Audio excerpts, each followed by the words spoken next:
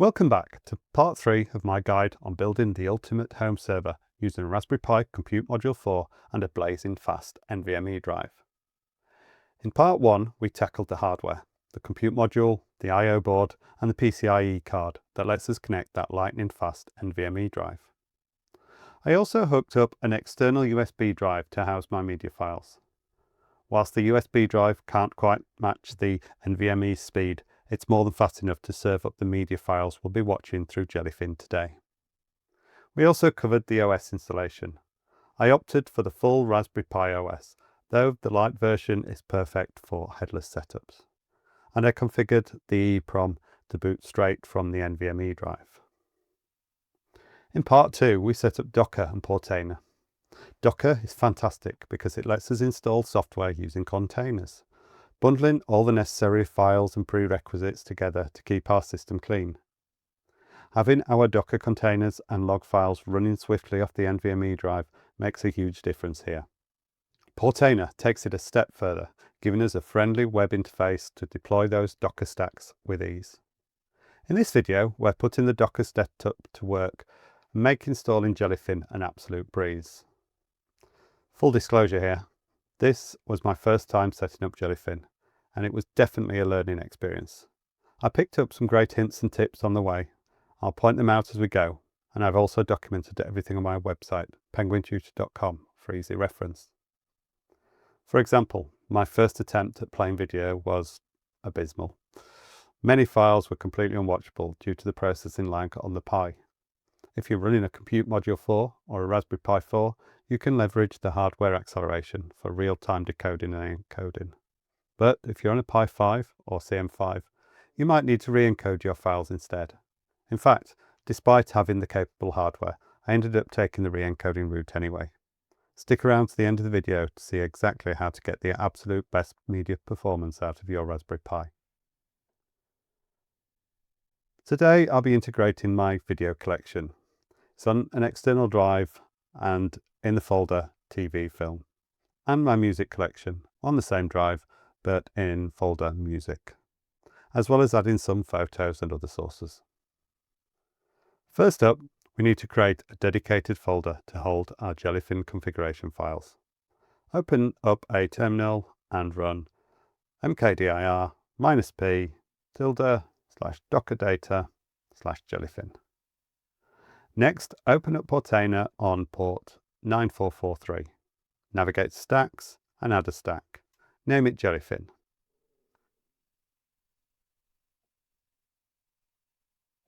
Now paste in the following YAML configuration. You can easily copy this direct from my website. A few quick points worth noting here. This is a minimal setup to get us started. If you check penguintutor.com, you'll see an updated version with a few more entries, which I'll add later in this video. The initial information is standard. Note that the user is set to 1000, which is the default user ID for the first user you create when installing the OS. In the part 1 video, I explained some permission issues I ran into when moving my external USB drive, but for most new setups, a user ID and group ID of 1000 is exactly what you need. Setting the network mode to host allows for DLNA and service discovery. This simply means that your client devices, like an Android TV or Fire TV stick, can automatically find your server on the network. The volume section lists the folders Jellyfin can access. You'll need to map your config file and all the media data. Here I've mapped my external data drive and the TV film folder, which Jellyfin will see as /data/movies. Note the :RO parameter at the end. That sets the folder to read-only. This adds a great layer of security, prevent your media files from being accidentally altered. Though it does mean we'll need to configure Jellyfin later so it doesn't try to save downloaded artwork in those source folders. You'll also need to input your server's static IP address and the environment setting, which we configured back in part 1. Check the video description for a link. We'll expand on this file later, but that's enough to get us up and running. Scroll to the bottom and click Deploy the stack. Once deployed, you can access the Jellyfin web interface by navigating to your server's IP address on port 8096. You'll immediately be prompted to set up your primary admin account. Please do this right away to ensure your server and data remain secure. Now it's time to set up the media library. We'll use the drive reference we created earlier, which is /data/movies. You have several configuration options here, depending upon how you want Jellyfin to behave. At this stage, I highly recommend creating separate libraries for TV shows and films. Not only does it keep your collection organized, but Jellyfin actually uses different discovery methods for TV shows. Depending upon your naming conventions, it can automatically detect season and episode numbering.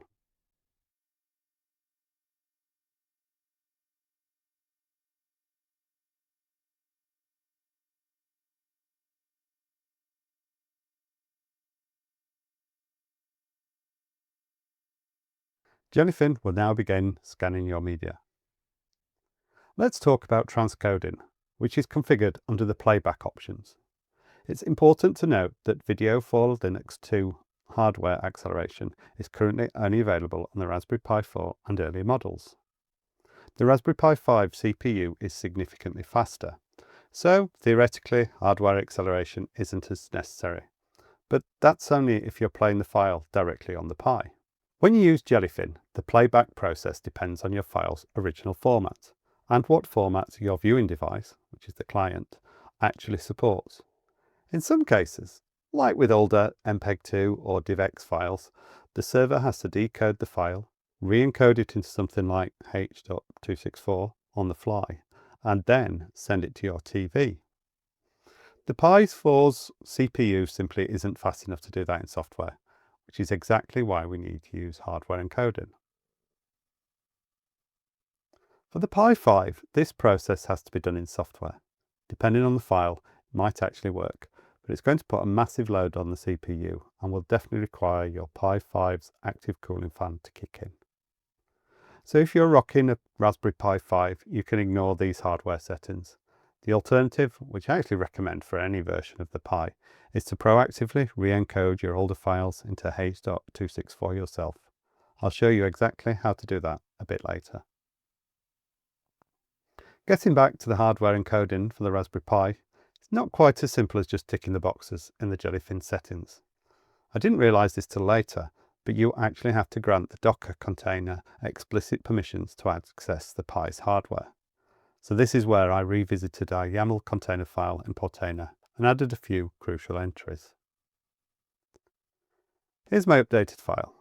The magic happens with these two group add entries for hardware acceleration. Group 44 is the video group, which grants access to the /dev/video files. We'll be using video 10, the decoder, great for reading MPEG-2 files, video 11, the encoder, used to prep the file for the client, and video 12, the scaler, used to resize the video for different screens. Group 992 is the render group. This provides access to the /dev/dri file, also known as the direct rendering infrastructure, which is required to actually see and use the hardware for rendering. You'll notice I also added some new drive references. The cache and transcoding temp directories make it easier to monitor the temporary files being created. They aren't strictly necessary, but if you do map them, ensure your server has the correct permissions to write to those folders. Otherwise, Jellyfin will fail to load. It's usually best to create these folders manually in the terminal using the mkdir command, rather than letting Portainer try and do that. Finally, I've added the directories for the rest of my media library. Once you've made these updates, click Update the Stack to refresh the container and restart the server. If you caught a glimpse of my updated Docker file earlier, you'll see I mapped directories for my music and photo collections. This is where I go in and actually add them to the Jellyfin interface.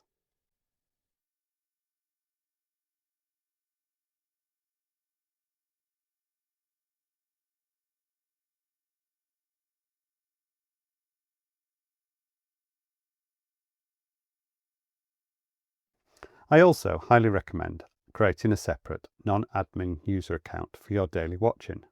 This allows you to log into your living room TV without leaving your Jellyfin server's core configuration wide open.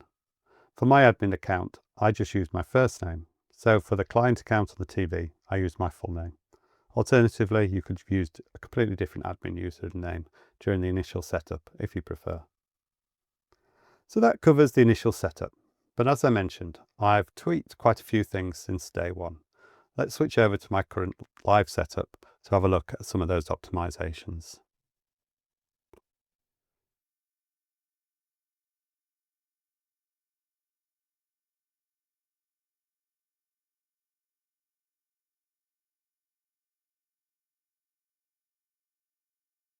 First, under paths, I've set up a custom cache path.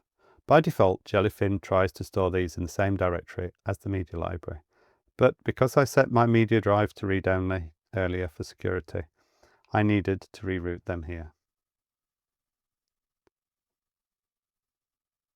Here's a look at my current libraries. The thumbnail images are mostly a mix of stock photos and AI-generated art.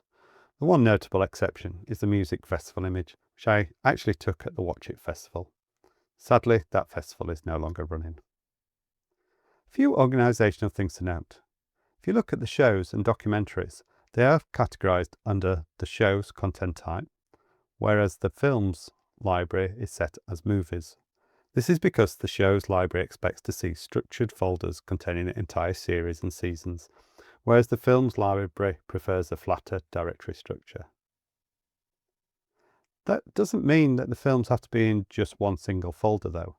In my films library, you can see I have 3 subdirectories. This is a carryover from when my kids were younger. I group programs based on age suitability to keep inappropriate films off the TVs in their bedrooms, and I made family movie night much easier to navigate. That's no longer necessary, so now I just point Jellyfin to all of them, and it seamlessly combines them into one unified view. I've also split my music collection into several different libraries. It just makes it easier to browse for the right vibe.